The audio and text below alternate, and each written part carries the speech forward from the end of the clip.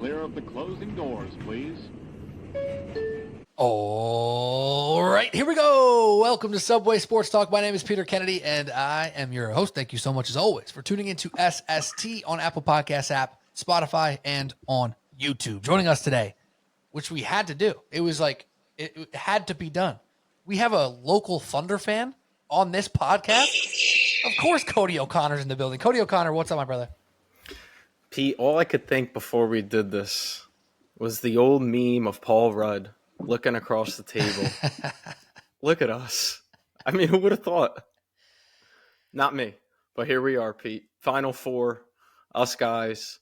Rob, one thing you don't know is my whole family, like you guys, they're all Knicks fans. So I'm no Knicks hater. I'm not there. I've been rooting all along. I've got at least 4 more wins for you guys that I can heavily root for. But, man, it's been a fun ride on both sides, and we got to see 2 blowouts to move forward.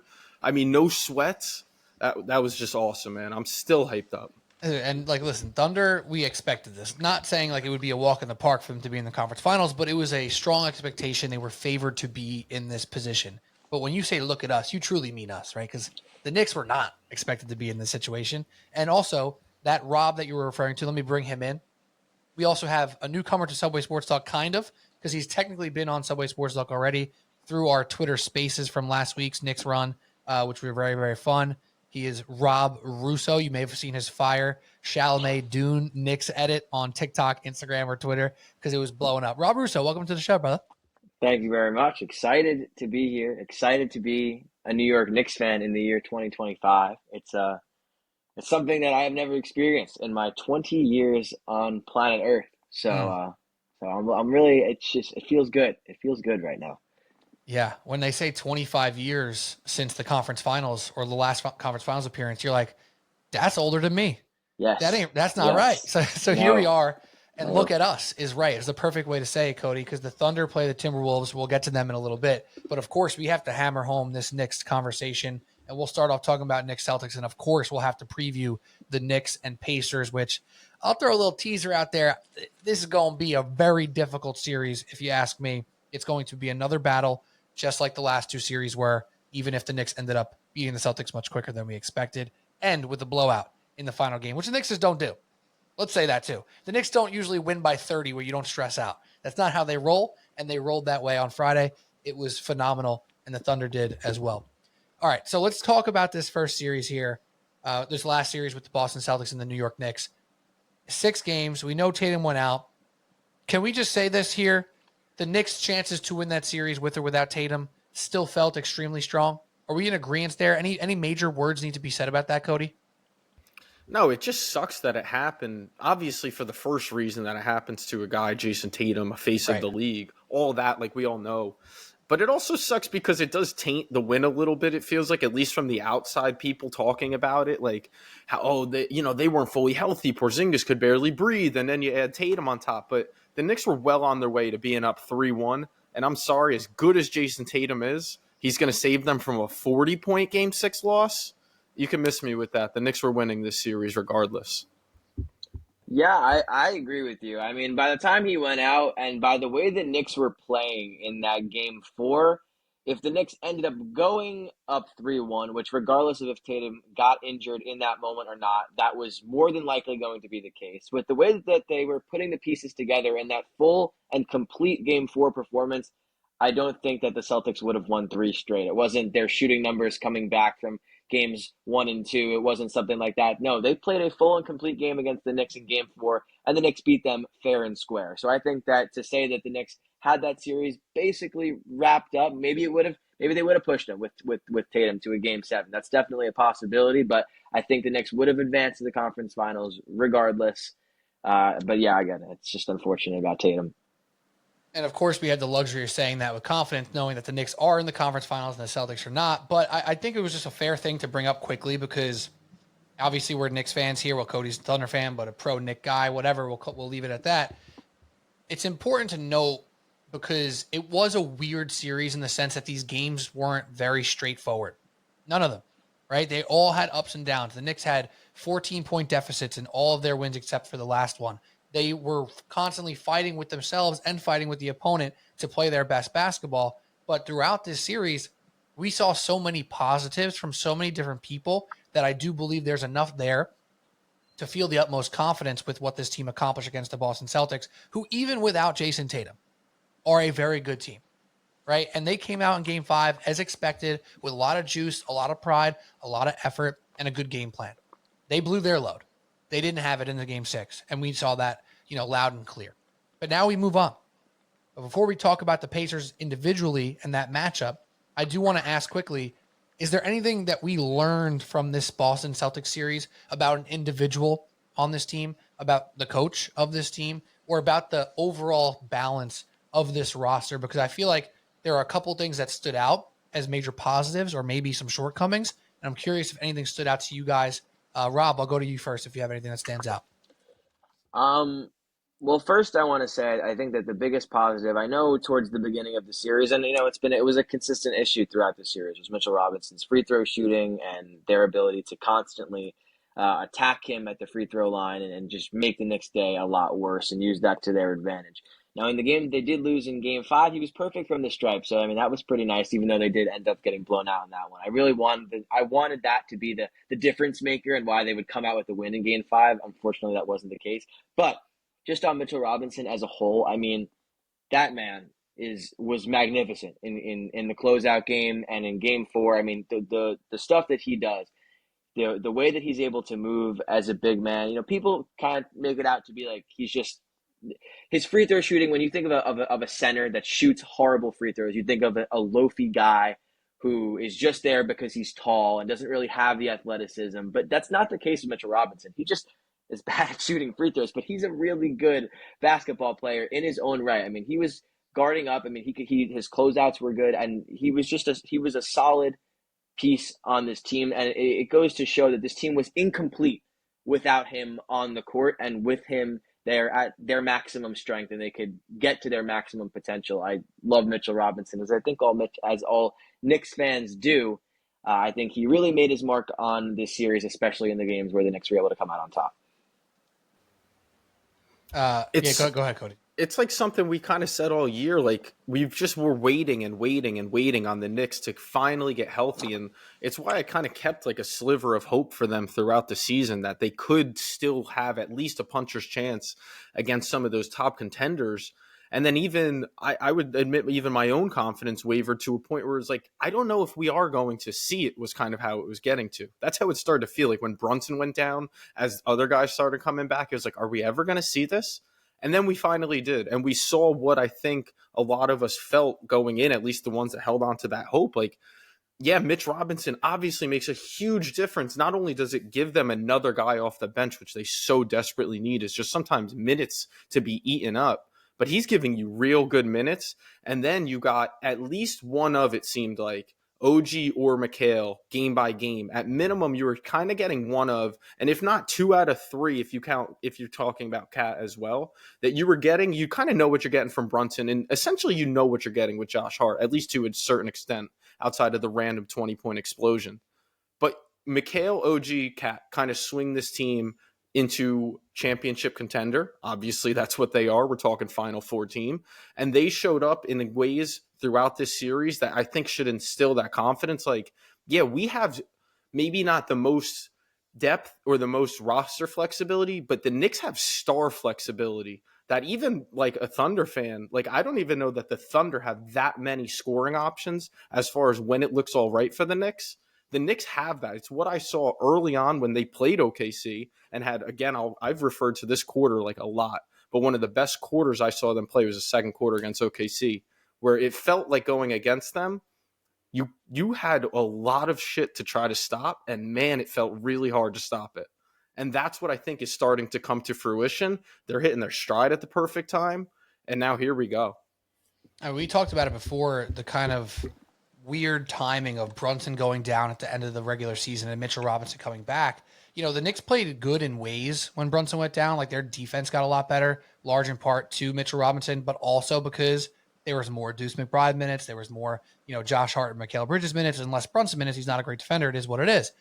But we all talked about that moment or those moments adding to Mikhail's bag, adding to OG's bag, adding to Josh Hart's ability to run a little more point guard style stuff, that was all kind of really impactful, and you felt it in different portions of both the Detroit and the Boston series. And talking about Mitchell Robinson specifically, it's almost a tale of two series in a way too. He had his moments in Detroit, 100%. He was still useful. He still had a lot of good things to add in that series, but a little bit more inconsistent. He was -9, +3, -7, +3, +9, -10 in the closeout win. In this Boston series, I mean, we're talking about +13, best in the team, +19, best in the team. Then he went -3, +6, -9 in the bad loss, and then +20 in 14 minutes in the closeout game in Game 6 in New York. Like, that's the impact that he had on the court. When he was out there, they were just better. And I'm proud. I'll tap myself right on the back here just to say I made this video on TikTok as soon as it was announced he was coming back and they didn't trade him right after the deadline.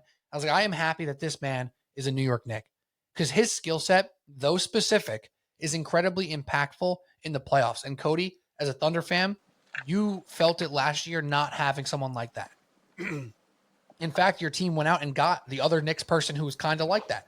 In fact, you got the guy who's more skilled offensively and better at the things that Mitchell Robinson's not as good at, like catching a bounce pass or making an extra pass. Those are not things that Mitchell Robinson, thrives with. But the offensive rebounding legitimately swings quarters.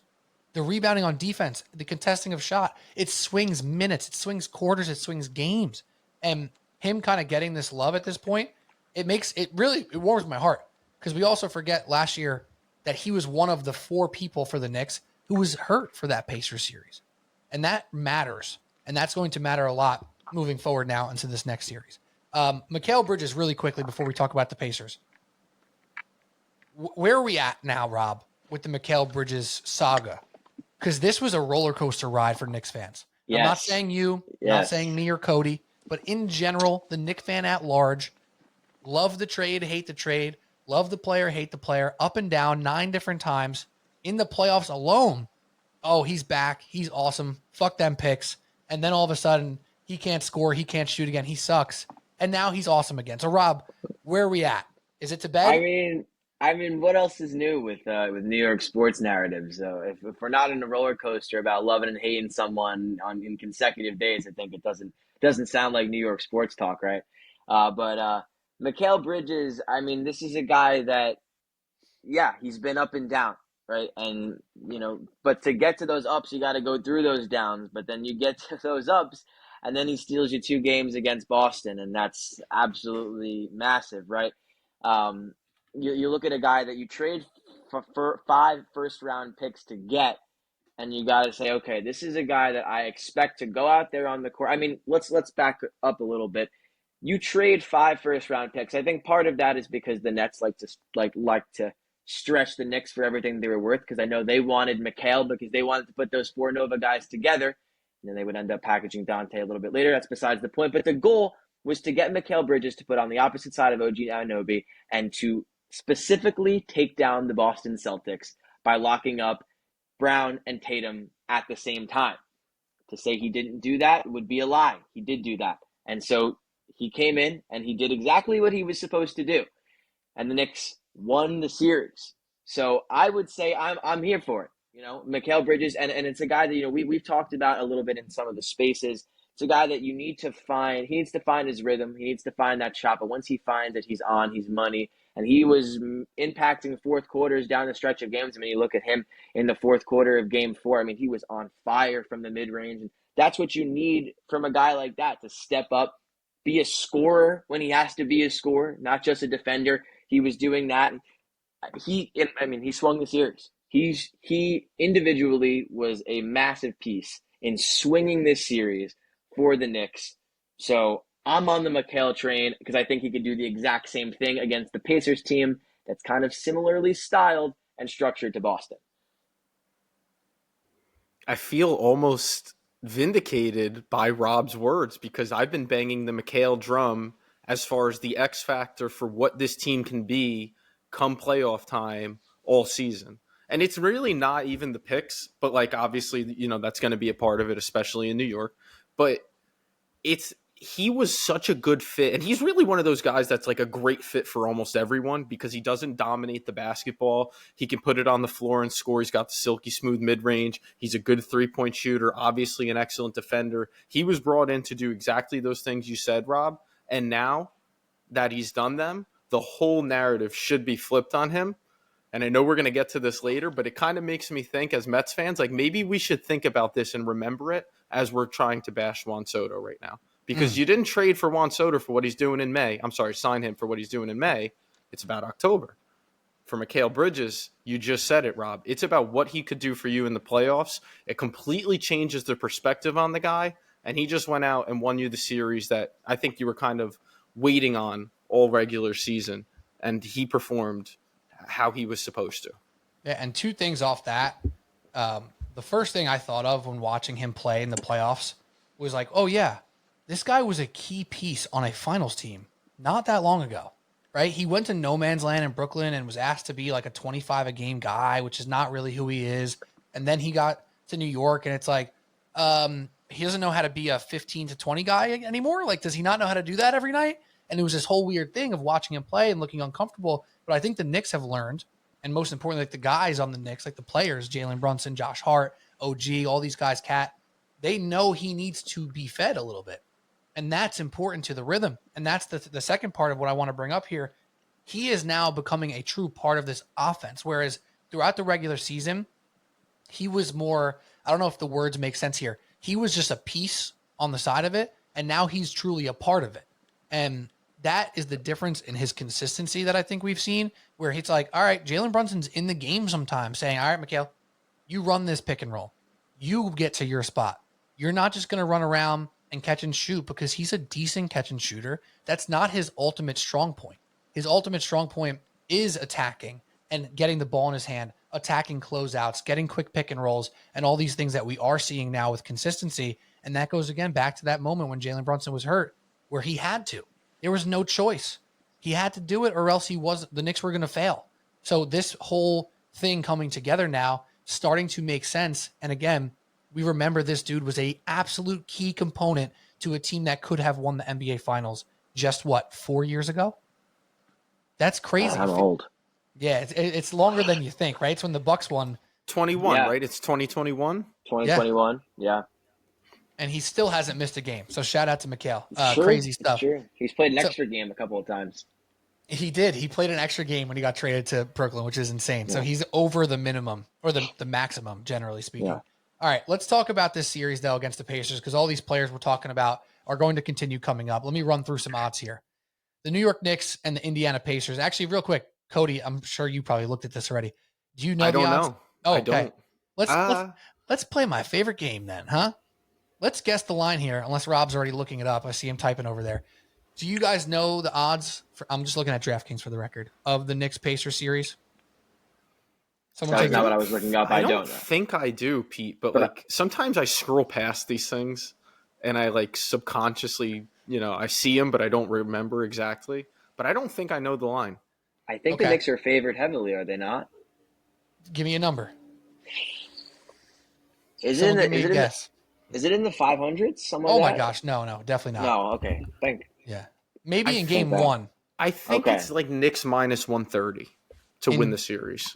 In game one, they're minus 4.5. But for the series on DraftKings, they're minus 145, putting the Pacers at plus 125. I find that to be properly placed generally.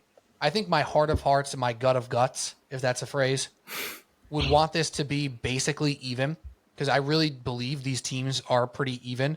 But you give the Knicks the little bit of a bump for the home court advantage, and you give them a bump for being the more heavily betted team probably by the large majority of people because of how many New Yorkers there are. Minus 145, plus 125 for Indiana. If you look at the spread here, you can find, of course, every different number here, but you can find the main number would be Pacers plus 1.5 at minus 180, or you can go Knicks minus 1.5 at plus 150. So if you think they win in 6 or less, plus 150 could be the odds there. Or if you think the Pacers make it to 7, I guess, if you want to go that route, you can get them at minus 180. Those odds make sense to me. And do they make sense to you guys as well regarding the balance of these two teams and the competitiveness of this series? I think it's fair. And if I'm just strictly talking gambling and value, I'd be like, all right, you're going to give me plus money on the Pacers. I'd probably take that because I agree that I think it should be more like a 120 to 125 line on the Knicks, like, which isn't a crazy difference, right? But like, because sometimes when you wager the way we do, like $25 to win 20 compared to win 1860 is like whatever. So I mean, minus 145 is not too bad, but I would think it should be like a 120 to 125 Knicks favor. Yeah, I agree. I think it should be maybe a shade over pick'em. I think these teams are pretty evenly matched in terms of what they can throw at each other. I see the Pacers and I see a team that's structured similarly to the Celtics. I mean, maybe the star power isn't there. They don't have two $300 million guys on the Pacers, but they're a well-rounded, fast-paced team that hits their threes, that want to play in transition. They want to get switches. They want to beat you by getting the ball spread around to 100 different guys, and their bench goes 10 deep. I think the Knicks probably have the better starting five, and if they can hold, we'll get into the series overall. But I think the Knicks are slightly favored because they have the home court advantage, and I think their starting five, their star power, is a little bit stronger than the Pacers. But I mean, I wouldn't count them out. They scare me a little bit. Am I crazy to be scared? I don't think so at all. I'm nervous, Okay. frankly. I'm taking this team as serious as the Boston Celtics. Me too. Probably with more expectations, which is why the nerves are higher. And I said this before the Celtics series. The Knicks went into the Celtics series for the first time in this Brunson era with nothing to lose in the playoffs. If you think about all the series that they lost, or even the ones that they won, last year against Philly, if they lost that, it would have been a travesty. If you lose to Indiana last year, which they did, without the injuries, it would have been a travesty. It still was with the injuries. The year before that, they got Miami in the second round, and you think that you have a chance to beat them, and you lose, and it's a travesty. If you lost in the first round to Cleveland, it would have felt pretty crappy. But now they're back in this zone where they're playing with a lot to lose. And you go from a round 2 matchup with nothing to lose to round 3 with a lot to lose. It's a weird dynamic, but they're playing with pressure again. They're playing as the favorite again. And this is going to be a different dynamic. The Pacers also, I don't think they're scared of MSG at all. I think they like it. I think they're all about it. And Tyrese Halliburton, from some people, catches a lot of crap. He's one of these guys who's pretty polarizing. He is probably on the upper echelon of hated NBA stars across the NBA, which to me is a little bit crazy. I personally am a fan of him. I know it's blasphemous to say as a New York Knicks fan. I love how he plays. I love his style. Sure. Is there a couple antics that I don't always love? Sure. But which star in the league has no antics, right? Like, frankly, for me, his are not that bad. I don't know. Maybe that's just me. I think he plays an awesome style. And yes, Rob, to your question, should be nervous, should be taking this team extremely serious. They knocked you out last year.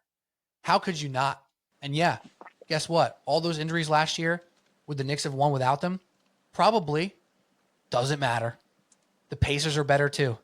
They might be with a few more similar people on their team than the Knicks. The Knicks had more turnover, more change. But the Pacers are better than they were last year.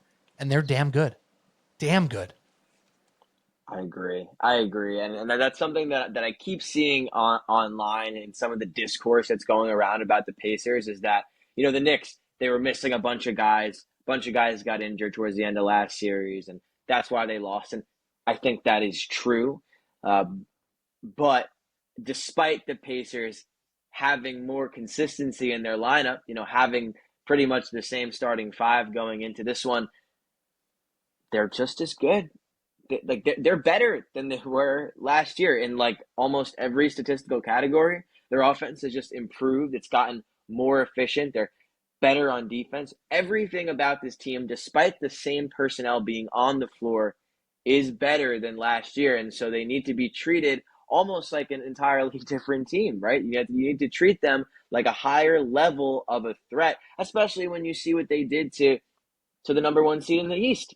They dismantled the Cavs. And I know the Cavs, they were another team that was facing some injuries, but those guys started to find their way back into the series towards the end, and it just didn't matter. Didn't do anything. They were ready for whatever the Cavs threw at them, and they dominated them. And I think that's just, it's as simple as that. This team is, they're scary, and they push the pace. They are fast. They are really, really fast, and they can do that because they're deep. And the Knicks, unfortunately, still aren't very deep. They have a couple guys that they can go to, but I think if they want to take out the Knicks here, they can just constantly attack them and attack them and attack them in transition.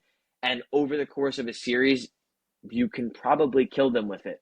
And I think that's the scariest thing for the Knicks. I think the Knicks' transition defense is good because in the half court, they're usually solid, but with all the switches that Boston was doing, they were getting completely lost, even though I thought I liked a lot of their closeouts towards the end. But with the way the Pacers play in transition with their offense, I mean, it's terrifying. It's scary to watch because they're so good at it. They're really good at it. Well, and that's what I was thinking too. And I actually heard this question asked on our very own the Pat Boyle show today on Infinity Sports Network. Shout out. But a guy called in and asked, and I think he was a Knicks fan, and he said, do you think that the bench is going to get played more due to the fact that the Pacers are playing 10 deep? And it's not just that they're playing 10. It's like you said, they're constantly running. And it doesn't just have to be like off of a steal. It doesn't just have, it's off of a made bucket. They're just getting out and running. Like, and they can keep going because they keep bringing guys in that remain fresh. So, and they're bombing the ball away from 3-point range just the way Boston did. And even though the Knicks got away with some of that, that was definitely a fear, was their ability to defend the 3-point line. So it's an obvious, very real team, not to mention the fact that last year's team added Pascal Siakam mid-season. They've had a full year and a half now to figure out that system, and they've kind of tweaked it even from the beginning of the year. I think there's post All-Star break numbers that really point to what the Pacers were becoming. So they're obviously a scary team. And then, Pete, you mentioned it when you were talking. I was thinking the same question.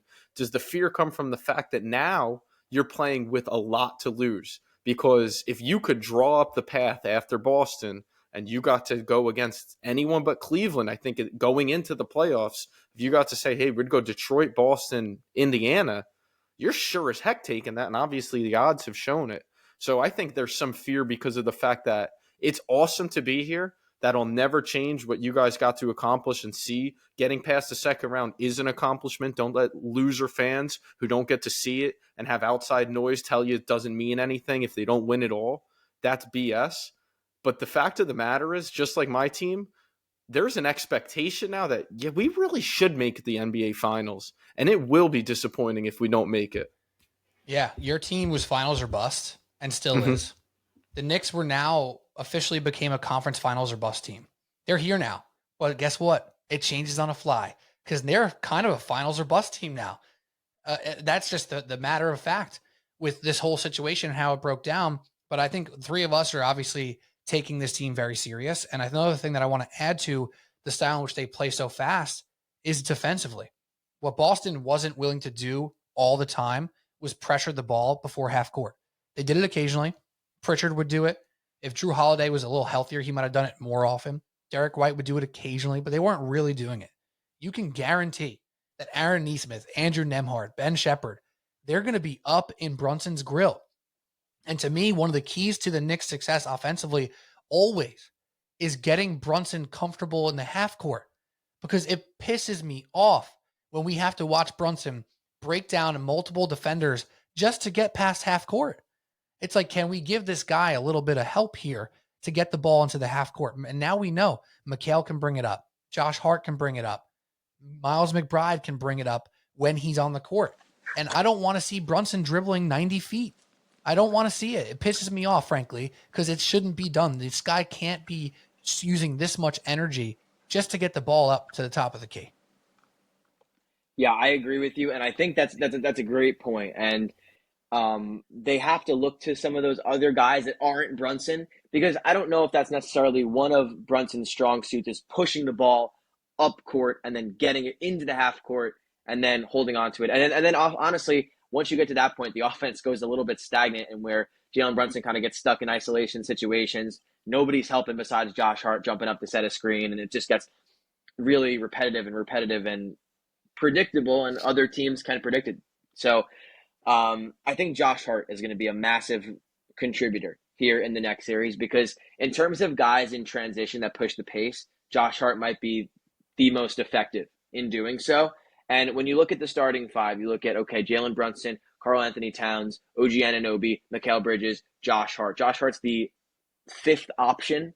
Sometimes I think he looks confused when he gets the ball in half-court situations, but in transition, that is where he absolutely shines. That is where he needs to be constantly in this series, because I think that's how you stay ahead of the curve in terms of playing a fast-paced team. Is you got to keep up with them. And as Cody, you mentioned, maybe getting into this bench a little bit more. You couldn't do it against Boston because the only guy that was short was Peyton Pritchard. Now you have an opportunity where not everybody on the Pacers bench is super tall, where you just everything is a mismatch for you, that you can their get strength minutes. are guards and small wings. Yes, exactly. So you can get more minutes out of Campaign if you have to. If you're doing a lot of running, you need some guys to sit down. You can get some minutes out of him.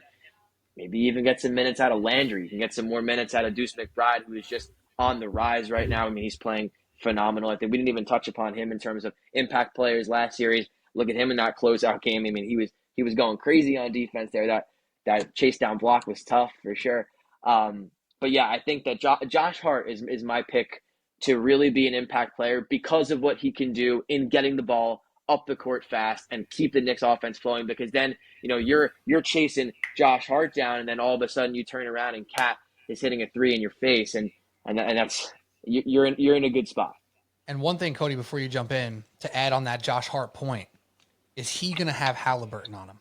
That's a question to me as well. It's a question, because then that makes it a little bit more difficult, right? But I think, is that the best use of the best player on the court? I mean, obviously maybe not the best defensive player for the Pacers. In my opinion, it should be a duel between Mikal and Halliburton. I think that they match up the best in terms of how they play. No, I'm talking about who's guarding Josh Hart, not the other way around. I'm saying I think Mikal will be on Halliburton a bunch defensively, and that's not a great matchup for OG. I'm talking about Knicks on offense, Pacers on defense. Who is Halliburton guarding? Because he can't hang with Mikal. He can't hang with OG, and he's not guarding Brunson. So who does that leave? That leaves Josh Hart. So if Josh Hart can attack, or if Miles McBride is on the court, maybe it's him. If those guys can attack and put the ball on the ground, get in transition, like you said, with Halliburton being the defender, you're putting them all out of sorts. Because we saw last year, they threw Nembhard at Brunson, they threw Nesmith at Brunson, they threw Ben Shepherd at Brunson. That's going to TJ McConnell, obviously, when he's in there too. They're all going to be thrown at Jalen Brunson. Brunson handled them all to varying degrees of success. I think Nembhard did a great job, but also still got beat a lot. We'll see how that breaks down this time around. But who is Halliburton guarding? Because he's great at getting in the passing lanes. He's great at helping defense, but he's not a great one-on-one defender. Can Josh Hart be a guy who can put the ball on the ground in transition, maybe even run a couple, off-screen stuff to get downhill, and that could create some advantages for the Knicks as well. Yeah, you're going to have to put Hallie in a lot of action. For nothing else, even just to tire him out, which sometimes seems impossible with this Pacers team. But yeah, he runs for days. Yeah, and so that was the point I was going to make. Your boy kind of took my point. I thought it was going to be smart, but he beat me to it.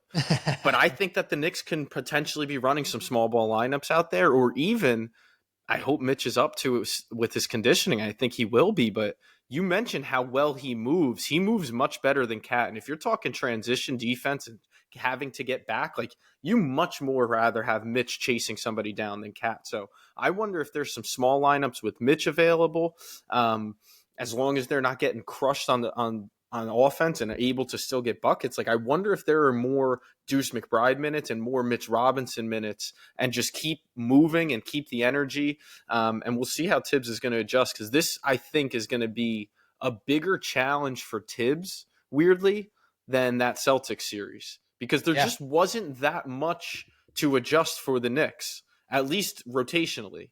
But this series, you might need to see some of those adjustments. So it's going to be a pretty fascinating Tibbs series as well.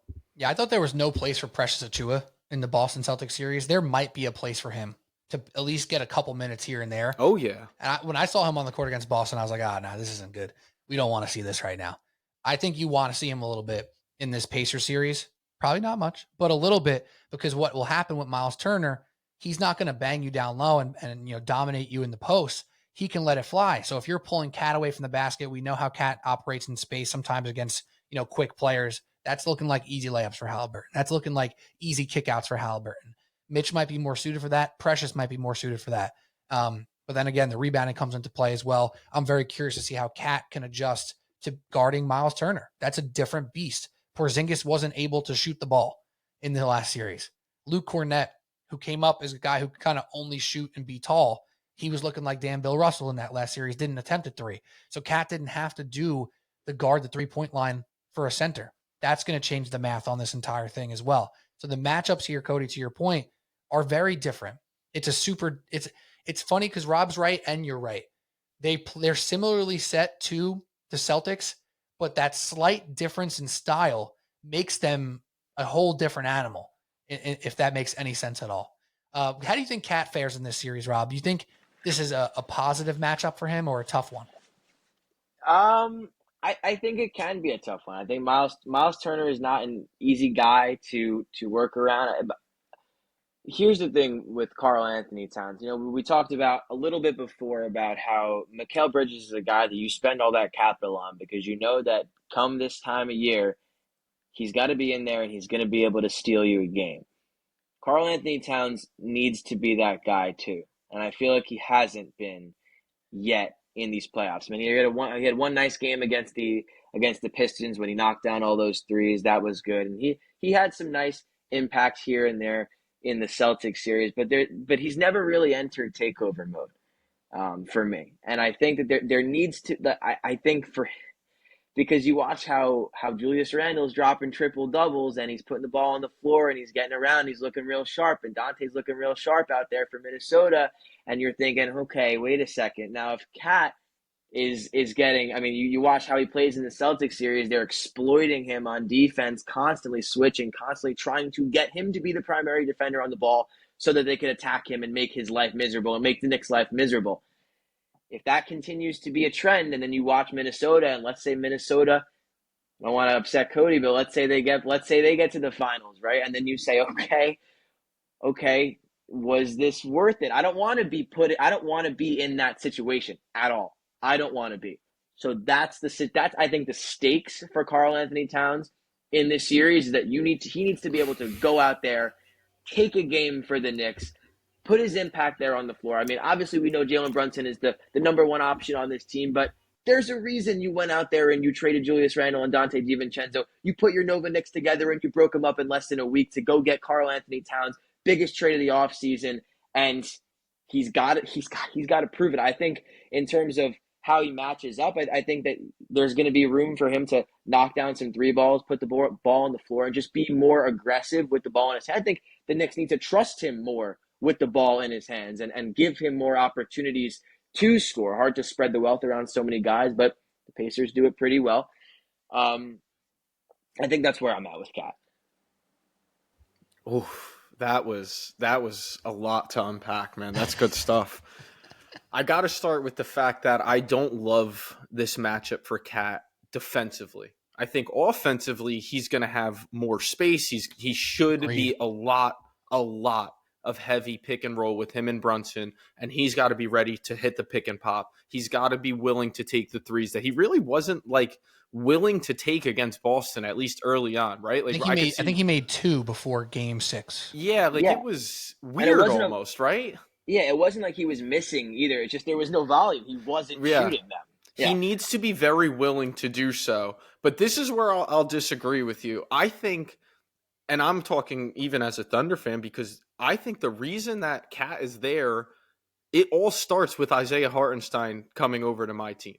And I don't think that there is a trade for Cat if Isaiah Hartenstein is able to be re-signed by the Knicks. I don't think it was a panic move by any means, but I think it was a proper pivot to be like, we're small as hell now.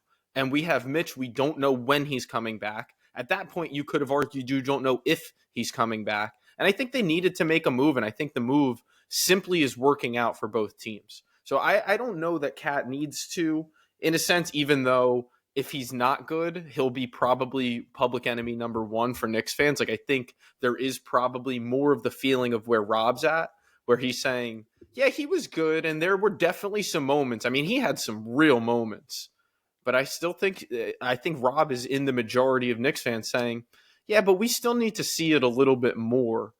And we're going to need you to really be impactful because he is supposed to be the Robin to Jalen Brunson's Batman as far as this team, at least offensively, is concerned. Yeah, and well put. I'm going to bring us to our final segment for this, or final topic for this series here, so we can talk a little Thunder here.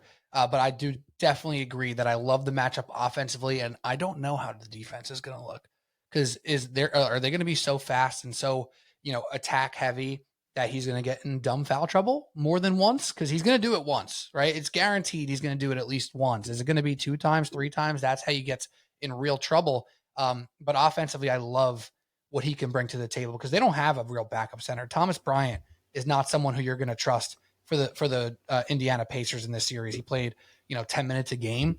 So what are they going to do? They're going to run Pascal / Obi Toppin at the 5 kind of when Miles Turner's not in there. That's where Cat has to absolutely dominate. That's also where Mitchell Robinson has to dominate on the glass as well. So let's play this game really quick. We'll move on. I want us to go like off the cuff here. Obviously, I didn't prep you guys on this. I want us to see who the best 5 players are in this series. So I don't know. Do we want to do a draft style where you guys go against each other here and pick one, or should we do it as a team? I kind of like draft style. I think that gets fun. All right. So here we go. Whoever gets this right or closest to, we'll go first pick here. I think first pick's probably a layup, I would imagine. But how many times in a row have the Knicks played the Pacers in the Eastern Conference Finals? I think would this be the 3rd 2. time? Final answers? 2. I'd say 4. 3. It was 4.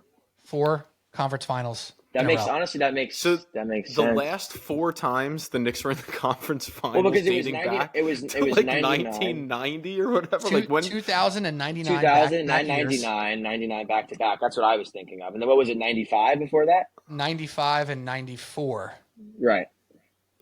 I think it was 95 and 94. Definitely 94. I forget which was the 4th one. But yes, nonetheless, insane. That's so funny.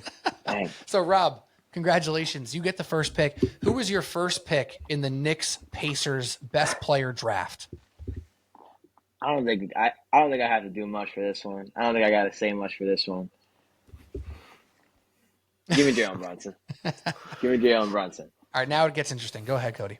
Yeah, for a second I was like, is he not going Jalen Brunson? No. For a second it looked like you were actually thinking about it, and there is no thought to it.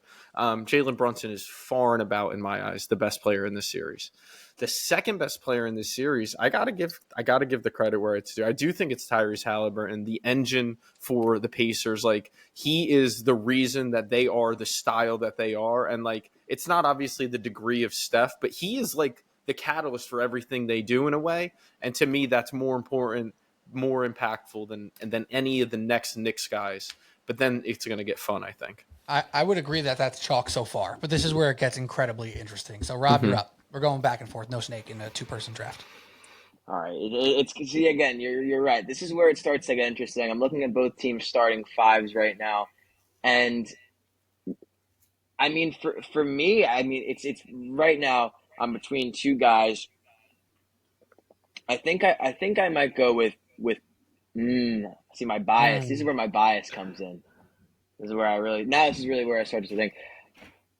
I think I have to be a Knicks truther. I think I have to go OG Anunoby here. I think that this is a guy that is perhaps the most well-rounded player on the New York Knicks. He's earned every cent of his contract, as difficult as it may have made the roster construction for the Knicks moving forward.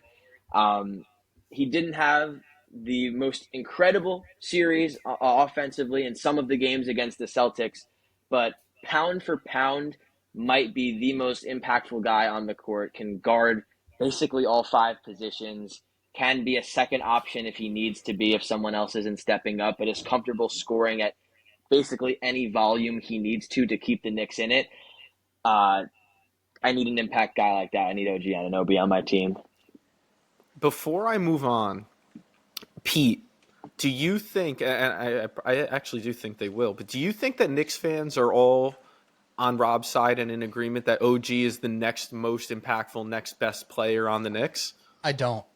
Oh, okay. I don't. So I then don't can think. I make my pick now? Go ahead. Karl Anthony Towns. All right. Okay. I'm intrigued. I'm intrigued by this. I'm gonna let this play out because I'll save my comments for the end. Go ahead, Rob. All right. So I think from here, um, for me, I think it makes sense to reunite two former Raptors and get Pascal Siakam, and He's I think forming his that team. Yeah. I'm now I'm forming a He's like, yo, this roster here. Brunson Siakam pick and roll's about to be serious, Y'all bro. don't even know about it though. Y'all don't even know about it though. No, I mean you got Siakam is a guy that's when he's got the size, he's got the skill, the strength. Everything about his game is something that a team would want from one of their guys. He's an oversized small forward, and he plays his role to a T, in my opinion. He was a perfect fit for this Pacers team. I think he took them to the next level, and we're going to see that moving forward in this series. We've seen it throughout these playoffs so far. Pick number 3, I think it's a steal to get Siakam there. For the record, I would have 100% been going Siakam had he landed back with me. And now I think I have to stick with what I've been saying all year about the impact that Mikal Bridges has. I mean, I like Nembhard. I like Nesmith. I like both of them, and I think they're coming off real soon. But for more proven what I expect to, both sides, I mean, both guys are really good defensive players too. But I am going Mikal Bridges. I just think that I can trust him a little bit more, and I think he is a bigger impact player, bigger X factor than either Nesmith or Nembhard right now. All right. So I got Brunson, I got OG, I got Siakam. So now I'm thinking about the spacing of this team. It's not necessarily a team, but you can pick that way if you'd like. Yeah. But I like how he's doing it though. So for me right now, I'm again between two different players. But I think I would be comfortable with either of these options in the next round, which either one of them will be there. I think I'm going to take Miles Turner here. In the way that he spaces the floor, the way that he can knock down the 3 ball, and the way that he is just I think he's a sharp defender. He's fast with his feet, and I think he scores well. He's an efficient player, almost 50% from the field, and I think that works out well for my team. I'm just forming all my thoughts in my head. I like Miles Turner because I'm also like I'm not a Lakers fan, but I'm a LeBron James fan. And so every time the deadline comes up, the discussion is, oh, the Lakers need a center. What else is new? They always need Miles Turner. And then the trade rumors are, oh, Miles Turner's on the trade block. What else is new? We've been hearing that for 5-6 years. And there's a reason for that because he's an impact player and he can go and he can fill that role and start pretty much anywhere in the National Basketball Association. So I think with pick 4, I like Miles Turner there.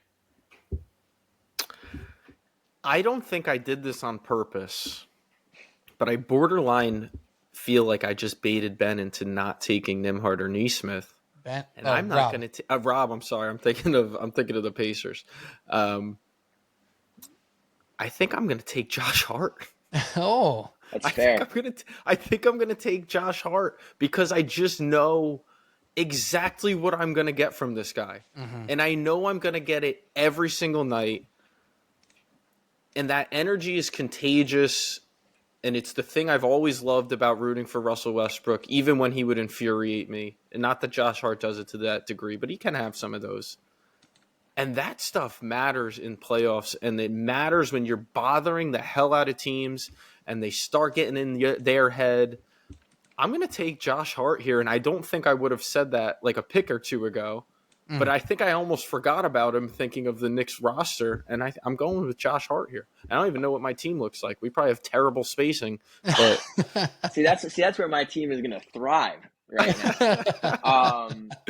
Because my team is huge, but they're very mobile. So I got 2 guys left here, Nembhard. Okay, yeah. And one Nesmith. pick left. Nembhard and Nesmith. Dude, how do you even decide between these two? Really, like you have to be a Pacers fan. Like I'm not I'm no casual Pete, but like every now and again, I am confused as to who's who because they're so Yeah. similar. Yeah. And they got similar names. Yeah, they do have similar names, but there is Nemhart. I loathe the guy. I really do, because I mean, and so many of these Pacers just grind my gears because of last year, and they kill me. Andrew Nemhard though was a Florida Gator, Oh, and so before he was a Zagger? before he joined Gonzaga, he was a member of the Orange and Blue. He was I believe he was alongside Trey Mann on that team, which was not too shabby, in fact. So that sways me a little bit. But I do think Aaron Nesmith is the better player, so I will take Aaron Nesmith. I'm going Deuce McBride. No. That's true. I was looking at the starting five. I wasn't even thinking about the bench there, but no, I think I'll take Nesmith.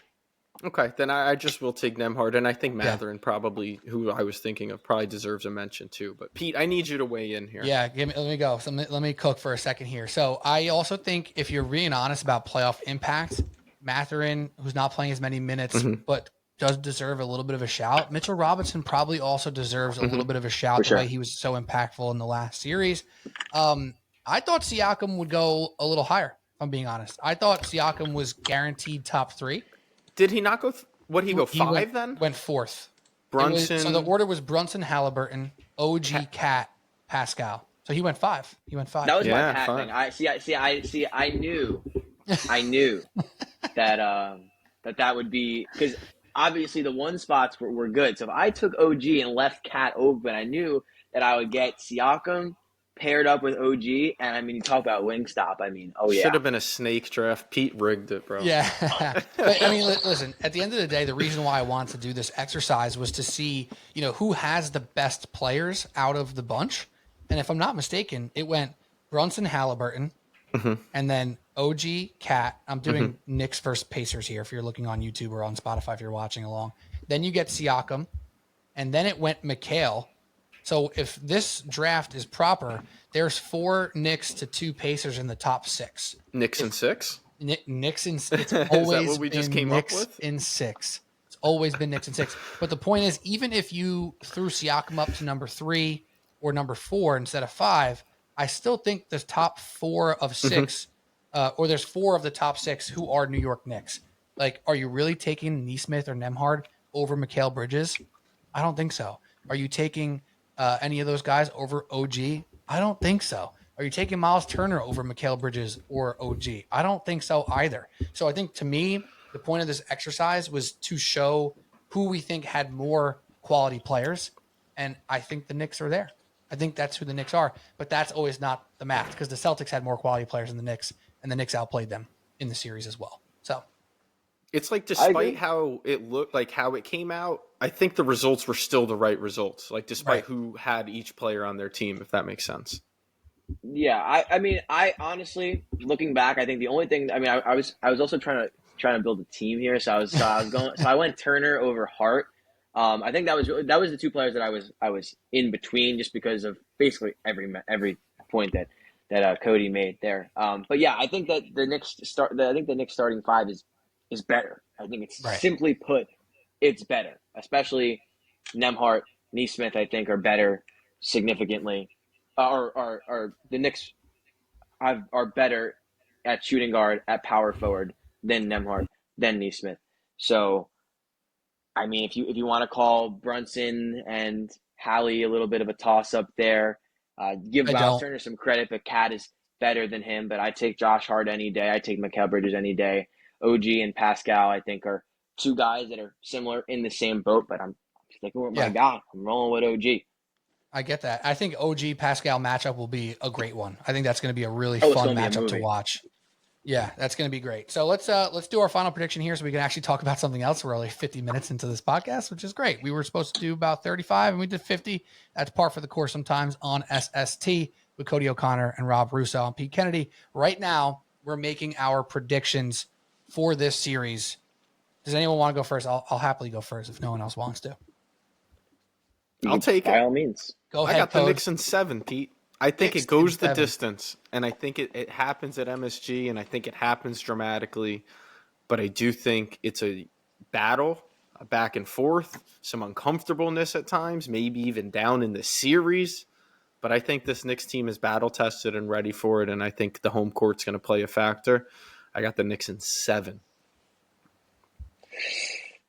I think I agree, and I feel my heart attack now, and it's what is it, May 19th? I feel it in my chest beating. My hands are starting to shake, thinking about the thought of Game 7 in Madison Square Garden, because in my mind, I think, oh God, the Knicks are home at the Garden for Game 7 with a chance for the finals on the line. They're going to lose by 40. Oh no. Mm. But Mm. but then I think again, and I think about everything we just talked about, and I think that it's a big Tibbs series, as Cody mentioned. If the scheme is there and the stars come out to play and they do what they were brought to this team to do, the Knicks have to come out on top, and I think they do it in 7. The Pacers are a good team. You guys are both bitches. Knicks in no, I'm just kidding. I was gonna say Knicks in 4. I'm kidding though. I don't believe that at all. This is going to be a gruel of a series. I know, to go back to the Pistons series, I feel like I nailed that. Cody was on here with me. I feel like I was just on the money with understanding what that series was going to look like. And I said Knicks in 6, and obviously that hit. I said Celtics in 6, so obviously that was wrong, but the 6 was right. And I feel like I at least had more hope in the Knicks to compete in that series than some of the Knicks doubters did. And obviously they proved us all wrong. In this series, there's no shortage of drama. There is no shortage of close games. The anxiety attacks that Rob alluded to will exist. But that being said, it is going to be a 6-game series that feels like 7, because I think there will be that much drama, because it was always Knicks in 6. And that's what it will be again. Knicks in 6. But don't get it twisted. This won't be comfortable. This will be a grueling battle again, every game. I think the Knicks split one of the first 2. My assumption is they win Game 1 and lose Game 2 at home. Pacers been off for a while. A lot of people going to say, oh, they're more rested. Knicks got enough rest, and they got a little less rust. I think the Knicks win Game 1, lose Game 2, and then they win. They split again in Indiana, and then win 2 in a row, Game 5 and Game 6. That's my take on this Knicks series. Let's go. All right, Subway Sports Talk. We got Knicks in 7, Knicks in 7, Knicks in 6. Let's see how that rolls out. We got to do a little Thunder talk here now that the podcast is an hour in. But Cody O'Connor, Rob Russo, Pete Kennedy. Cody, why don't you take us away here? A pretty grueling 7-game series that I assume went longer than you wanted it to and expected it to. Then again, you knew the beast of Jokic, who you were up against, which showed true. Are you feeling more confident the way they finished Game 7? Or are you feeling more nervous the fact that it took 7 for your Oklahoma City Thunder? To me, it's far more confidence, and it was the hump that they needed to get over. They are still such a young team, and I know people don't want to hear it, but it is the absolute fact of the matter. This series showed exactly why you needed to go get Isaiah Hartenstein, and you needed to trade up those Josh Giddey minutes for Alex Caruso minutes. And I like Josh Giddey. He's playing a fine brand of basketball over in Chicago. But he was getting a little redundant, and he didn't bring one specific thing. And Alex Caruso, it's not one specific thing. He does a bunch of things well. But you know exactly what he's bringing to you. And he's bringing a championship and that pedigree. He's bringing a veteran leadership that this team obviously desperately needed. He's only like 30, 31, but he's the old guy of this team. So they went out and improved this roster, to me, dramatically, even if it's not the case with others. They've spent this whole year, despite what I think people may believe because they blew out so many teams and they think that they just were regular season tryhards or whatever you might say. But to me, they spent this year preparing these young guys for these moments. Mark Dagnall did a really nice job all year of trusting, even when things got dicey, those lineups that he kept with Aaron Wiggins, with Case and Wallace at times where it's like, hey, let's go back to Shea. But it's like, no, this is a process. And they spent, again, all year seemingly preparing this team for this. And to say I wasn't nervous or shook at times, yeah, like I was. I mean, they went down game 1 and I was like, you can't throw games away. I don't care what Denver looks like with their injuries. I don't care that the coach isn't there. I don't care that the GM's not there. Nikola Jokic is there, and that is the best player on this planet. I'm a Thunder fan, an SGA guy. I believe he's the MVP. He is not the best player in the world. Nikola Jokic, even through a bad series, shows you just how damn good he is and how many things they had to throw at him for them to finally be able to get over this and past this. But they won this game exactly how Oklahoma City won so many games this year. They won it their way. They won it with depth. They won it with insane defense, with borderline fouling. And I know that there's times that they were fouling and they didn't call it. There were also times I thought there were ticky-tack calls that they got thrown at them. So I thought it was relatively fair as far as that's concerned. But they're going to keep the pressure up. They're going to keep pressuring you. They're going to keep with the great hands, the active defense. If you are holding on to the ball, they swarm the hell out of you, and it's a turnover. And if this team gets out in transition, there is a little bit of it keeps coming. And that's what they did. And the Nuggets just couldn't turn the faucet off. So it was awesome to see them get their backs put up against the wall a couple different times, down 2-1, and then in game 4 was that ugly rock fight, and then again in game 5, it's not like they were controlling that game, and they won it late, and then game 6 they're getting beat, ultimately lose, back all the way against the wall. They needed to feel this pressure and get over it. Jalen Williams needed to feel that pressure and get over it. And he was able to do so with an explosion in the second quarter where he had 17 points to lead to his 24. You got a plus. Look, I got to read this because this is unbelievable. You got plus 38 and plus 40 from Cason Wallace and Alex Caruso, respectively, off the bench. Like, they had some transition series. There was a series where SGA came up, hit a 3 to put it up 9. Tried to get the ball to Jokic at the 3-point line. Jalen Williams bats it up a couple times, takes it, dunk. Try to get the ball to Jokic down at the wing. Alex Caruso takes it, dunk. And it was just like, holy crap. Like, this is who OKC is and can be. So obviously I'm excited, but it was who they have been to take them over this massive hump. Like, I don't think this is some small accomplishment despite all those things. Because again, you took out the best player on the planet, and that is never going to be easy. I think what I thought a lot about during that series, too, was people kind of forgetting the plot on this team from last year. Everyone just remembered that they lost in the second round. They don't remember how, and they don't remember why. Of course, Luka Doncic was in that series, and he was a huge reason why the Mavericks won that series. But also, as Cody remembers, much to his chagrin, PJ Washington went stupid in that series. There was a late game call on the 3-point shot that didn't go the Thunder way. That was a key component in one of the key wins in that series. Like, that series was well contested. That series could have truly went either way, and we could have been talking about the Oklahoma City Thunder in a finals last year. That being said, that was part of their growing pains. I also felt like this series was growing pains live in reality, live in real time.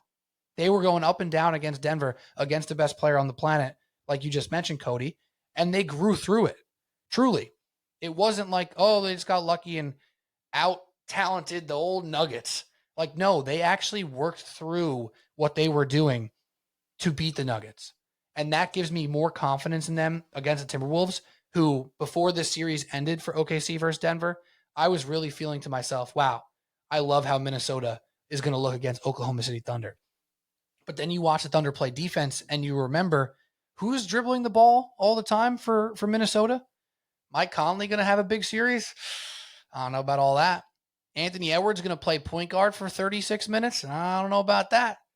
Is Julius Randle going to be as comfortable moving through the paint against the Thunder as he was against the Warriors and the Lakers? I don't know about all that, right? So all these things that looked like great strengths for Minnesota in the last two series, they're not going to be as simple against the Thunder because of what you just pointed out as their key strength, that pure, intense defense with length, major ability, and major want to. That's what the Thunder are at their core. Everyone talks about Shea and his scoring, which is incredible, and he'll do that for sure. But they win with defense, and they'll have to do that against Minnesota and make their weaknesses even show themselves stronger. Rob, what do you think? Yeah, I mean, you hit the nail. Both of you guys really just hit the nail on the head there. And I think you talk about this Wolves team, and you look at their path to the conference finals, how they got here. I mean, you look last round, they beat a team without the best player on the court. That's just the flat out truth. If Steph Curry was holding a line there, if he was playing in that series, maybe they wouldn't have won, but they would have made it a lot more competitive than it was. Unfortunately, Brandon Pajemski just didn't take the leap that they needed him to in that moment. And maybe that goes to how Steve Kerr runs his rosters and how he develops players past the Steph Curry era, because that's a big question of mine with him. But we'll let that go for now. And then you look to the Lakers, a team that was just ill-equipped to play a team with the size down low that they have. And that's one of the Timberwolves' strengths. And it's, I mean, let's be real here. The Lakers were playing the same five for a whole half, and none of those guys were a center. And so it's basically like you played two teams that were handicapped, and you were able to exploit them, both of those situations. Just not going to be the case here in the conference finals, simply put. I think the Thunder are the better team. I think they're more well-rounded. I think that, Anthony Edwards is a guy that he's super exciting. I think he's going to get there one day. I think inexperience can bite him here. And, maybe some ego with the ball may bite him here. Because I think a lot more of the scoring load is going to go towards him. Whereas, again, in the Lakers series, they were able to rely on Rudy Gobert to put 20 plus on them in elimination. I mean, come on, that just doesn't happen in 2025 very often. And it's certainly not going to happen against the Thunder. So if more of that falls on that superstar, he's going to have to step up to the plate. He's going to have to rise. Can he do it to win 4 games? I don't know. I just don't know. So now on the series odds for this one, we have a much different set of numbers. We have the Oklahoma City Thunder at minus 330 and the Minnesota Timberwolves at plus 265. And my gut reaction on that, like Cody said, with the Pacers at plus money, is to take the Timberwolves at plus money. Because even though I pointed out the strengths of the Thunder here, there are some strengths that go the other way, Cody, that I'll point out quickly. You just mentioned Rudy Gobert, Rob. There is a chance, there's a non-zero chance that he swings a few games because he is just absolutely unstoppable on the glass. That's possible. If Hartenstein can't out-rebound Rudy Gobert, that's possible. And then the Julius Randle factor. He's playing really good ball. They have so many dudes to throw at him, but who are the dudes that are going to bully up with him? As my voice just almost decided to leave the room. Julius Randle is a strong MFer. Who's guarding him, Cody? Who's the primary matchup on Julius Randle for this Thunder team? I'd bet it starts with Jalen Williams. I think you'll see some Alex Caruso.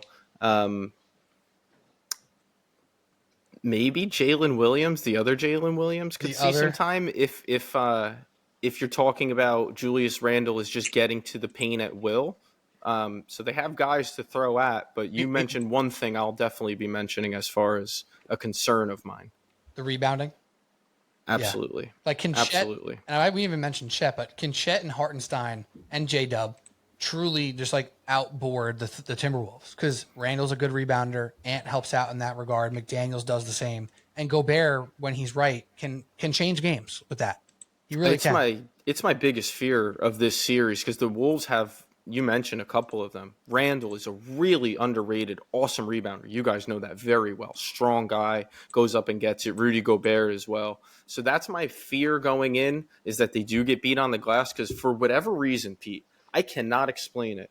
For a team that does so many things so damn well, they really cannot rebound. It's like they can't pick the ball up off a guy's hands and have any clue as to where it's going to go off of the rim, which there's a skill to that. Right. They have like all these guys with all this tremendous skill and value and a plus, and then you watch them and you're like, You don't think that this three-pointer can bounce anywhere past the restricted area? Like, where are you right now? You know what I mean? Like, you watch it, and it can get infuriating.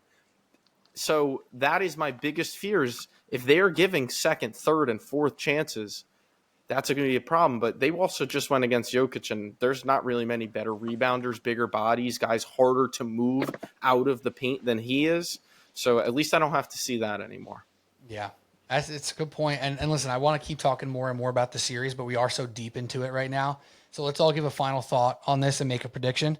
Because it's for a minus 330 to plus 265, odds. I feel like it's a little closer than that as well. Like I thought it would be a little bit tighter, maybe like a 250 to 190 range, but here we are.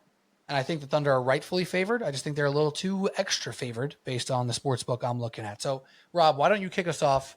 Give us your final thought and prediction here. Well, as you mentioned, I think that there's a lot of guys on the Timberwolves that have a lot of skill, and there might be some individuals that can swing a couple of games. Rudy Gobert is a guy that's a prime example of that. He was able to swing basically an entire series against the Lakers, who were ill-equipped to do anything about him. And again, Rudy Gobert is a great player. He's a great center. I think one of the most disrespected players in the league, especially nowadays. But I think that right now, I don't see many holes in Oklahoma City. I really don't. And maybe I'm blind. Maybe I'm missing something. But in terms of my prediction for this series, I have them taking it in 6. I think that the Wolves will give them a couple games. They're going to give them some fight. You're going to get a 35-plus ball from Anthony Edwards somewhere in there that's going to give him a game back at home in the Twin Cities. But I don't know. I look and I see a team that's going to be moving on comfortably to the NBA Finals this year. Cody, I'll let you go last here in this one, right? This is your little baby right now. I got OKC in 7. I think this one goes the distance. I think for all the positives we pointed out about Oklahoma City and what they can do to disrupt the ball handlers for Minnesota, Minnesota's played them very tight over the last 2 years. And that's with players, without players, that's change of roster, the whole 9. They tend to play this team incredibly tight. I think that's going to continue.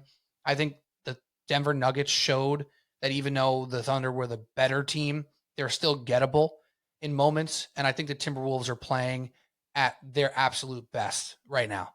This is by far the best team the Timberwolves have put on the court this entire season.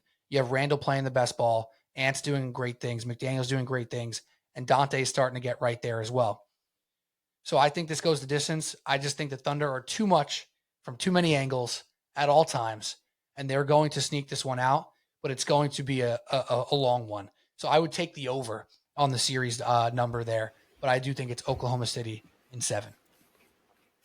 I think this is one of the rare occasions where going 7 in the previous round is going to help Oklahoma City almost getting right back into it because of all the depth we've talked about, because they beat the hell out of them to the point where guys didn't have to play the full minutes or play those full heavy minutes, when it's closely contested and the minutes just mean a little bit more like stress minutes almost.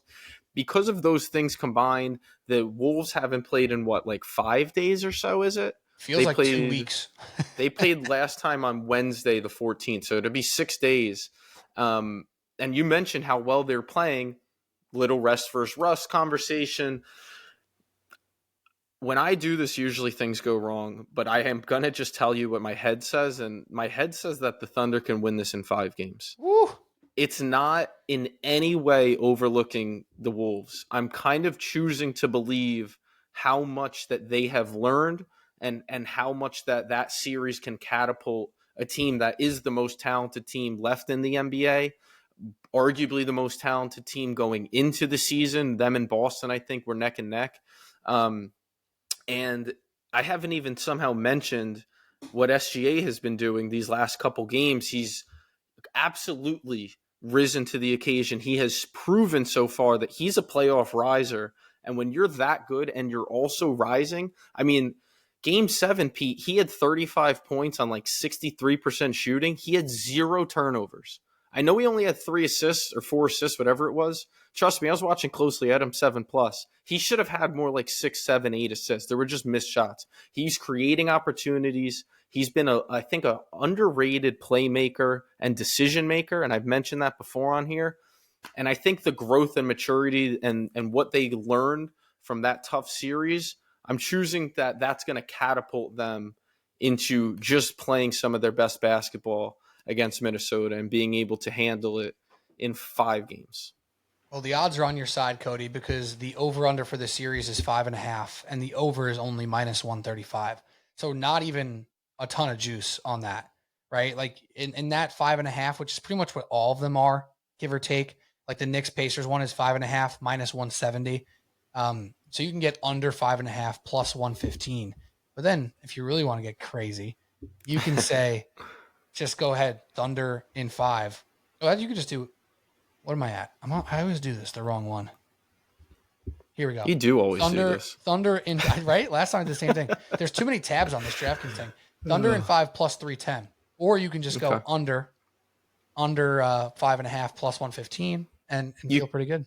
You could get them +240 to win the series if you took it in like October, like I did. Wow! To make it to the finals. I threw that up on SST to win the Western Conference. I got them, I think, around the same time I took their win total. Obviously, the win total cash. So hopefully they can cash one more for me. And speaking of, can I give one player prop, a sneaky one? It's not even going to be a Thunder guy. Please.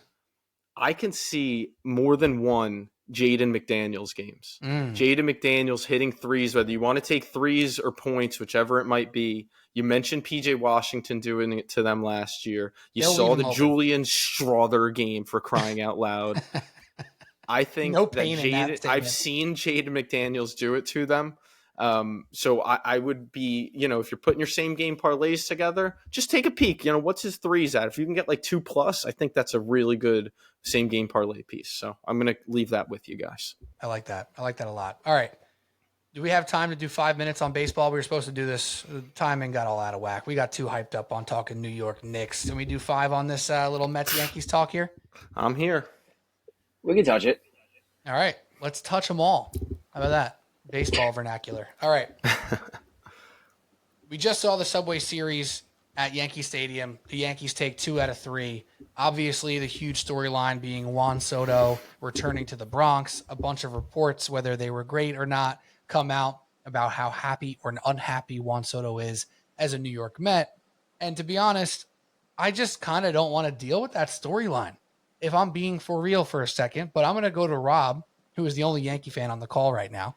And Rob, as a Yankee fan, do you feel like there's some substance to these reports? Do you feel like this is worthy to be talking about right now? No, not at all, but boy, do I love it.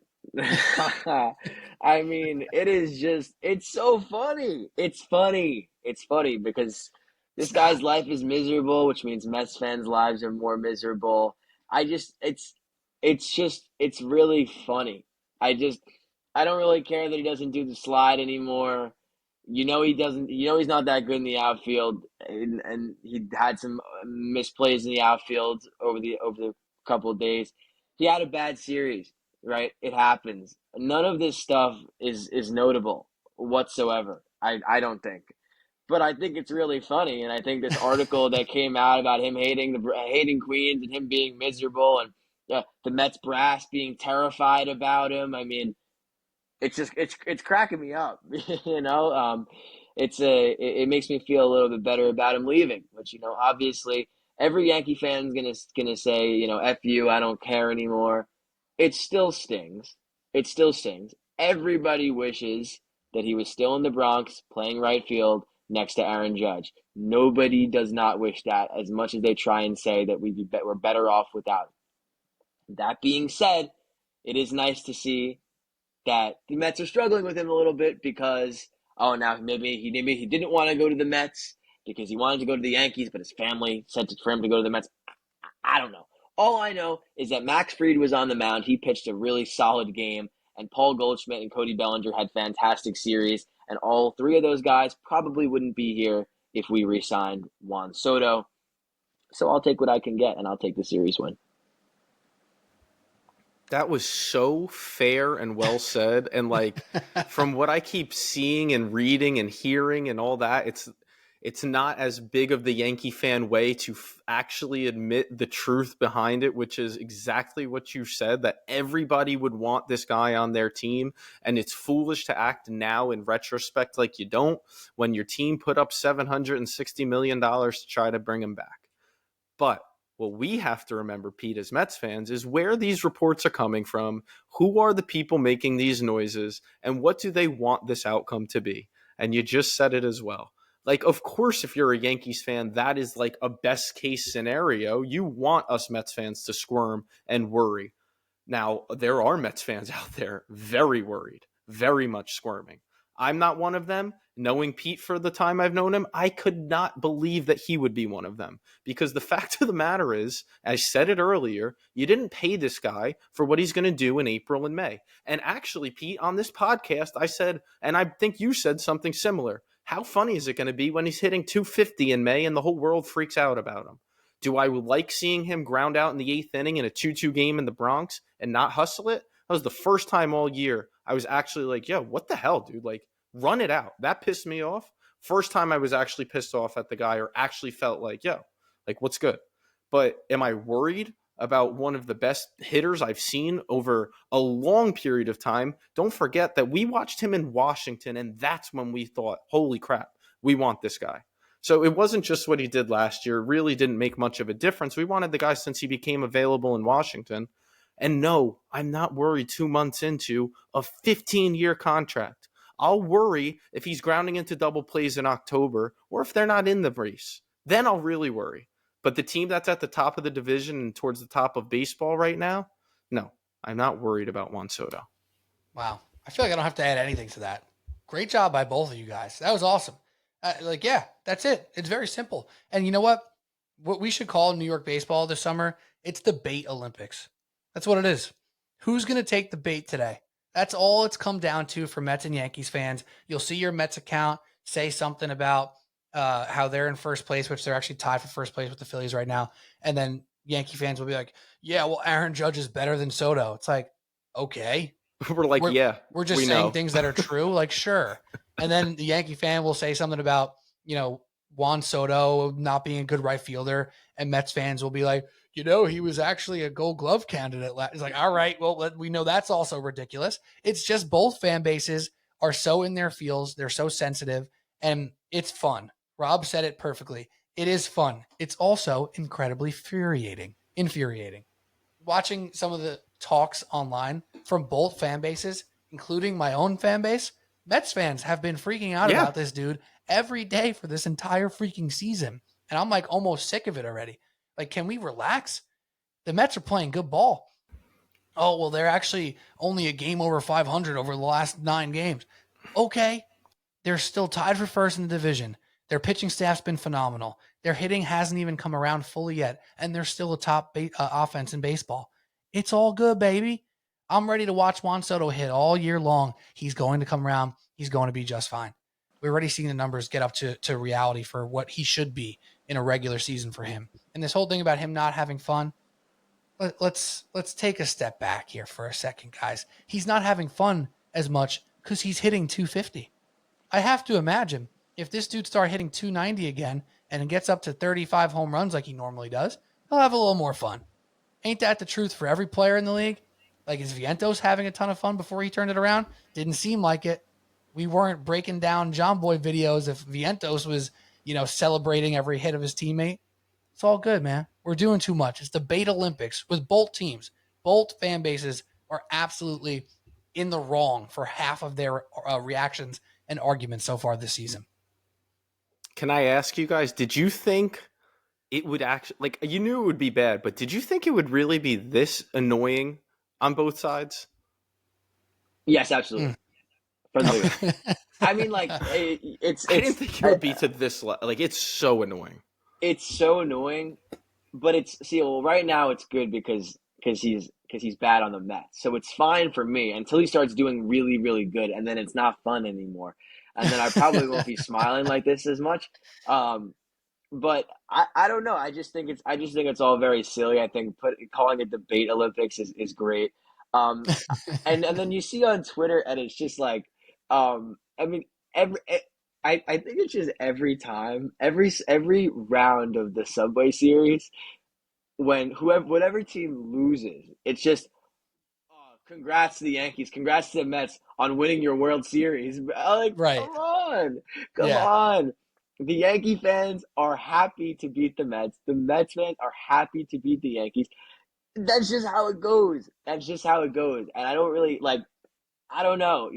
I lived through a time where the Yankees were bad when the Mets were pretty good back when I was, I mean, younger. Yeah, back when the Mets were making the World Series, and the Yankees definitely weren't. In the post Jeter days there for a little bit. Then the Yankees heated up. Mets were in the trash, and now they're both pretty good at the same time. And so I don't think this is anybody's World Series anymore. I think they're going to Mhm. go out there and there's a little bit more juice because it's a rivalry game. I think it's nice now that they get to play two full series against each other every year. That's a good thing. I think it's good for baseball. But I don't. Whatever. It's 3 games. It's three Yeah. games, and I know this is. I mean, I'm totally giving a Pete Kennedy type of take here. Of it's a 162 game season. Let's relax. But that's really what it is. So I'm going to Yeah. enjoy this. I'm going to sit back and I'm going to watch the Mets part of the internet collapse, burn, melt about Yankees inside sources telling the Mets fans what the Mets insiders are saying about what's happening inside Juan Soto's camp 1 year ago or inside the locker room. I don't know. Whatever. I'll repost it because it's funny, I guess. I don't know. I'll bait, whatever. Um, yeah, I just think everyone's just thinking way too much into it. Yeah, no, 100%. And that's honestly all you can ask for as a New York fan. When you're a Giants Jets fan, both teams are good. It's more fun. Mets Yankees both good, more fun. It's very simple, that equation. But I do like the one thing that you said about the Subway Series and how much it matters, quote unquote, to each fan base. Because you're right, whatever team wins, they rub it in the other team's face, and the other team goes, "Oh yeah, congrats on the World Series," like you said. That's perfect because now the Mets fans talking all this smack. Meanwhile, we've been winning the Subway Series for 5-6 years now. I think it was 21-16 in the record before this series. So Mets fans, every time they won, oh, well, you can't beat little brother, like this whole thing. Meanwhile, the Yankees were in the ALCS every year, and the Mets certainly were not until last year. So it's just classic. It really is. And this time around, I said, the Knicks are in the East Conference Finals. I didn't care about that series. It did the same thing. So I did the Thunder thing on Sunday. I was like, yeah, it's whatever, dude. My team just won Game 7. Yeah, I'm like, we're gonna talk about Mets Yankees when the Knicks are in the Eastern Conference Finals, bro. Nah, not over here. Not over here. But nah, it's all good. I love that both teams are good. I love the bleacher creatures turning around though. Love the I didn't bleacher see that. creatures turning around for Juan Soto. Yeah, the entirety of the They right put their field back to bleachers him. when Juan Soto went When out he to take came the up. field turned around, and it was beautiful. It really was. It That's brightened actually my a spirits. slick move. That's a slick move because you know what? Everyone could boo. Yeah, To do I was something proud of him. I together was like, is that's very nice. I creative. like That's that. very creative. Yeah, I'm Yeah. sure Keith Honestly, McPherson was though, out there. great I weekend of think he baseball. actually had Great. something to do with it. That's something that Keith would do because Keith likes as much as He at Keith least loves posted it. he loves to poke fun at the Mets, and he's very good at trolling the Mets. But I also seen him many times on the fan because I've worked with him and I listen to his show, and he'll like give the Mets their due and like very much give them props and understand that they're on a good path. So I respect Keith a lot for all that stuff, but he's also great at the trolling part, and that's a nice little slick way to stick it to the man. I like that.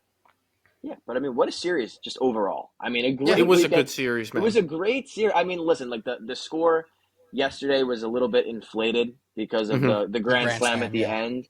But before that, I mean, elite pitching from both sides, and the offense was kind of sputtery, but I mean, it was a good defensive duel. And unfortunately, I guess the Mets had the worst defensive first baseman there to make that Yeah. play. No, Dude, that's a Florida Gator. That's once a national he champion Florida Gator there. I There don't you want to say go. too much. Once he made that throw in game 2 to save a run at home, and I saw the ground ball hit him in game 3, I was like, there's not even a chance in the world that he's making this throw. And then he like hilariously airmailed it. Like, if you're going to airmail it. Florida alligator armed that shit to home. Yeah, very nice. No, exactly. I mean, that's something that they've known about Alonso, is that, They his glove teach it isn't down the there best in at Florida? first base. Well, it's always right over left. Make sure that you're doing that when you do the gator chomp. I don't know. Pete Alonso, I'm a fan of him. I think when he's good, he's a heart and soul piece for the Mets. I mean, I'm happy that he's back for Mets fans, and unfortunately, I think that they got him at the right price too, because he wanted a lot of money, and I think that they were able to do a good job at getting him back and do it at a decent term. But what an at bat from Vivas there to get that. It was freaking guy. You're absolutely right. An absolute duel. Stanek threw him freaking 92 fastballs in a row. Jesus Christ, what are we doing? Yeah, I'm like, dude, just mix in one splitter, maybe. He threw maybe one splitter, like pitch 3. It was just fastball. Yeah. No, that's a great point, Rob. He had an awesome at bat to even get that ball in play, and he's he's just come up. He's a rookie. What's his story? He's younger. He was just called up from AAA. My computer keeps turning off, and I have lights on my computer. There we go. He was just called up from AAA, so he's still trying to find his groove a little bit. And I mean, he had a great at bat. It was a war up there for sure. Yeah. He just kept fouling him off. He was on it, and he put one in play. And that's sometimes that's all it takes. So it was a good credit to him. Great credit to everybody. And then of course, both starters had really solid games too. Max Fried, man. Max Fried. We've seen that before. Yeah. Certainly used to that one.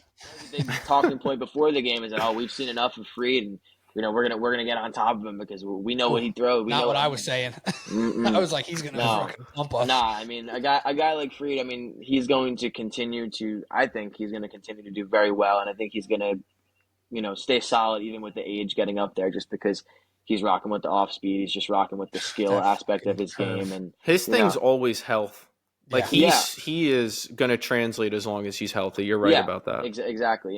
He's not worried about gassing someone up 100 to 105 down the middle. So he's just a man. I mean, it just makes you think like where this Yankees team would be, and of course the pitching has been decent enough, and they've been able to spot some guys in, but Max Fried, sub-2 ERA, would be the second best pitcher on this team right now if Garrett Cole wasn't getting Tommy John surgery, and that blows my mind, and that breaks my heart a little bit.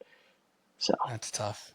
Yeah, I would feel bad for you, but I don't. All right, Subway Sports Talk. I do feel bad for Garrett Cole, true competitor. Whatever. We'll move on. That's all we got though for today. Hour and a half episode. I think we gave you enough for 2 days to get ready for this Knicks series. Obviously, Thunder and Timberwolves as well. Should be just an awfully fun conference finals in the NBA. The Mets and the Yankees carry onward. Mets played tonight and they lost. Yeah, they couldn't hit with runners in scoring position. Stop me if you heard that one before. Yeah, and honestly, Yankee fans would be rooting for the Mets today. Some of them are just jerks enough to not even root against Boston, but whatever. Boston beats the Mets 3-1 in the opener up at Fenway. That's all we got. Subway Sports Talk. Rob Russo, thank you so much as always. Should be some more Rob Russo on Subway Sports Talk moving forward, and always Cody O'Connor, COC. Look out for him on the Subway Sports Talk Twitter. Always spitting great Thunder takes as well as NBA, NFL, Mets, Yankees takes all the time. Look for the little tagline COC at the bottom of the tweets. Respect always. So appreciate you guys. I'm Pete Kennedy. That's all we got. Don't forget to subscribe, rate, and review on your podcast app. Don't forget to subscribe on YouTube. And if you made it this far, an hour and a half into this episode, we appreciate you a ton. Show some love back by dropping one of those comments or ratings. It means a lot to the podcast. And follow us on socials at Subway Sports Talk. That's all we got. We'll talk to you soon. Cheers.